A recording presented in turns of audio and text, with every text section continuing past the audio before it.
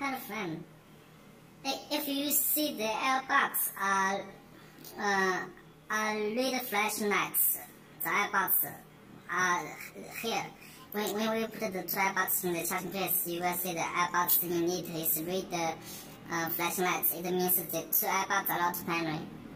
Now, what should we do that? We should hold on this button. When close this and hold on this button. Yeah.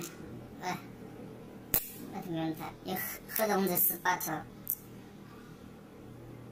Yeah, you will see the flags.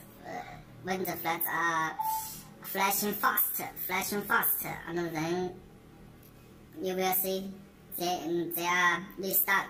They are reset. The AirPods are reset, and the lights are off. We close the AirPods. We close the charging case.